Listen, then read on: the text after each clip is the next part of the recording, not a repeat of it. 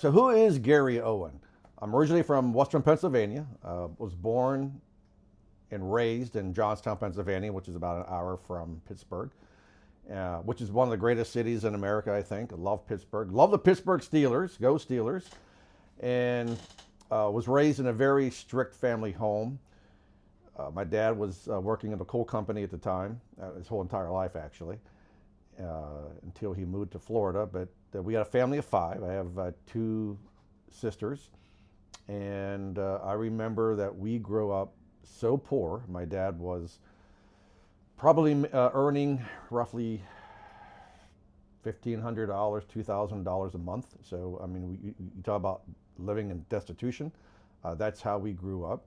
So I grew up, I went to school, made fun of, and there was one thing in my mind that stood out most of all was when I get to become a man and have my own life, I want to be able to transcend this life. And if I have kids, make their life better than what my life was. It was hard, it was arduous, very strict family. My dad was a huge disciplinarian.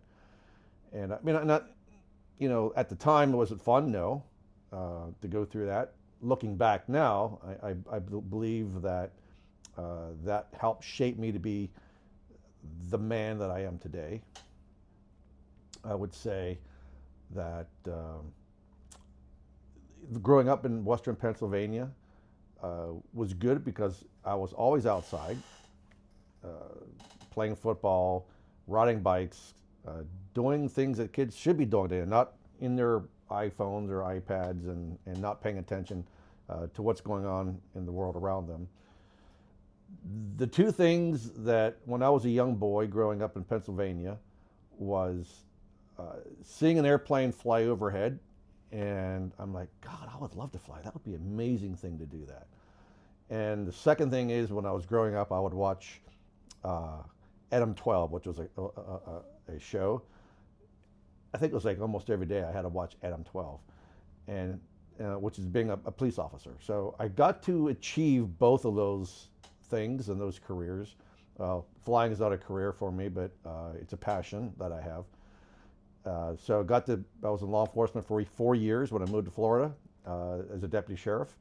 And I learned to fly when I left, when my parents moved to Florida, when I graduated high school in Pennsylvania. I didn't want to be around my parents, so I moved to Ohio for a short stint to spend some time with my grandparents.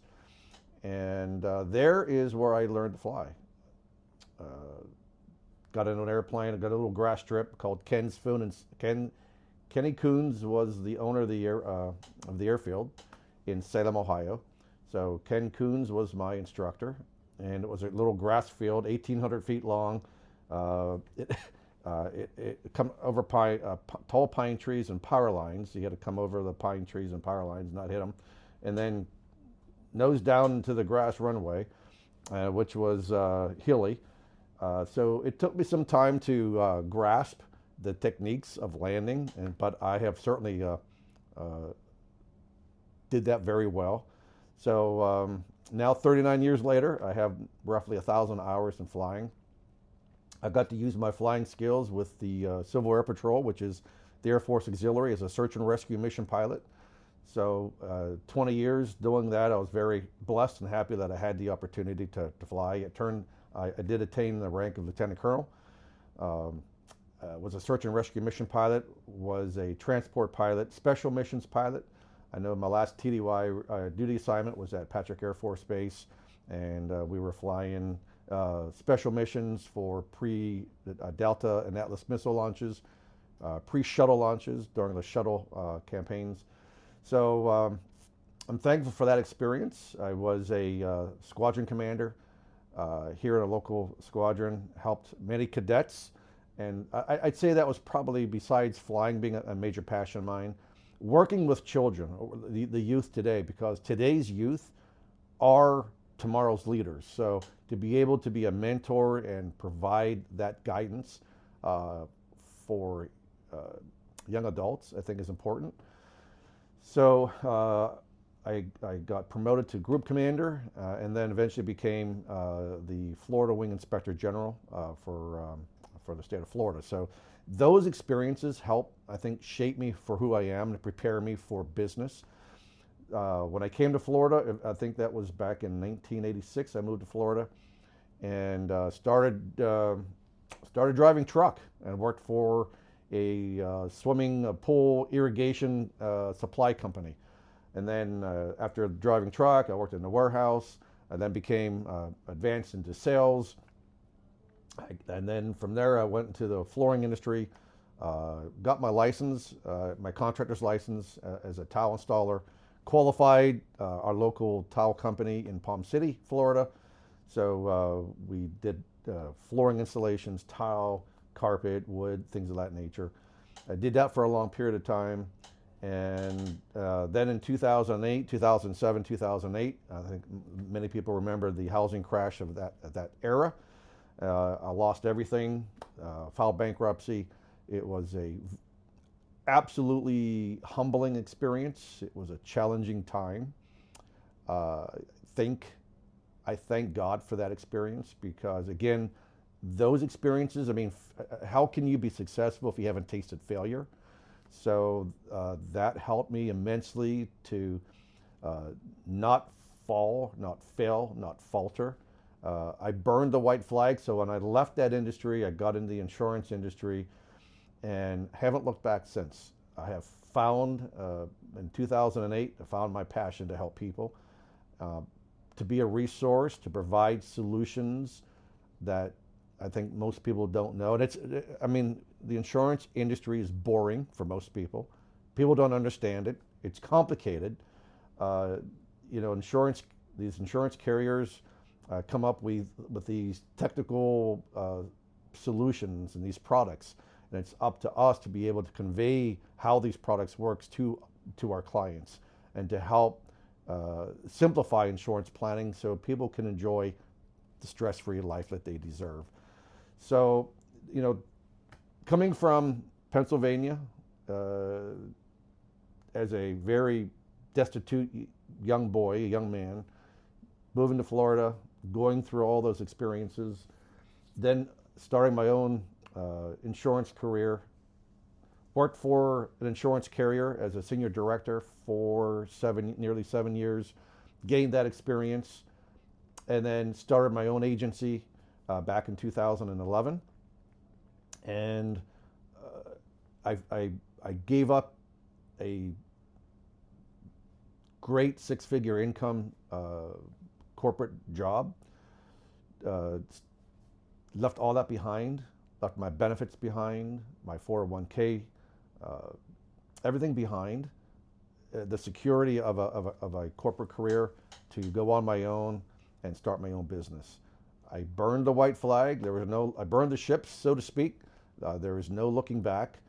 And I'm glad, was I scared? I could tell you I had many, many sleepless nights, kicking myself. What did I do? Second guessing myself.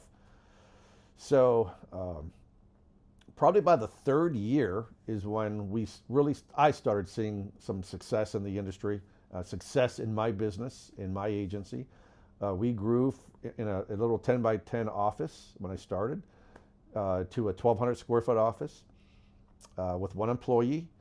And then today, now we're in a 3,000 square foot facility in Stewart and another office in Fort Pierce, multiple support staff, nearly 500 agents, and 12 field managers. And I think it's a testament to not giving up, being persistent.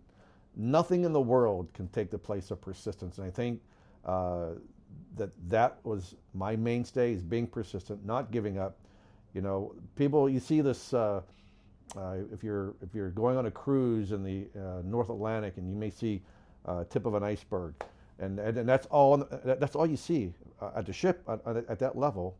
You just see the tip of the iceberg. You don't see the massive ice that's below the waterline. And that is the sleepless nights. That's the hard work. That's the weekends. That's the 7 days a week that you work. Uh, those are the sacrifices you make with your family and your friends because of the long hours you put in. Sometimes you don't take you don't take an income because you got to make sure you take care of your employees. So all the sacrifices, the hard work, the time, the energy, people don't see that to get to where you're at today. So I feel I'm blessed, and one of my lifelong dreams was being a pilot, is to own an airplane, all right? I mean, if you're an aviator, the next best thing is to have an airplane. So was able to work with a partner, a couple partners in fact, and so now I'm the proud owner of a Cherokee 6 PA 32-300, which is a 6-passenger, 300-horse airplane. And now that I'm at this place in life where I'm not busting my ass, working hard 7 days a week, 24 hours a day, now I'm starting to have more of a work-life balance, and now I'm starting to fly more and enjoy life more, and take friends and family with me to enjoy the things that I like to do, travel. I'm a Scotch aficionado, love my whiskey club that I have and the camaraderie that we have with other whiskey drinkers, and love to travel. Love Scotland, Ireland. Those countries are probably just absolutely one of the most magnificent places on the planet. And I want to explore and visit other countries I haven't been to yet. So now I'm at the stage in my life. I think I'm getting where I want to be financially, and to have that financial stability and security finally from where I was as a young boy to where I'm at today. Not an old man yet, but getting there. Now I'm at the point where I want to be able to help other people, be a mentor to other agents and help them to be successful. Zig Ziglar had this quote, and he said, until you help enough people get what they want, then you'll get what you want. So I believe that's coming to fruition in my life, and I want to be a positive influence in the lives of my agents and people around me, and more importantly is to convey my experience and my credibility onto consumers and prospective clients out there who are confused in this crazy insurance business, because it's convoluted, it's confusing, it's crazy. And having that right person as a guide, that's what I have.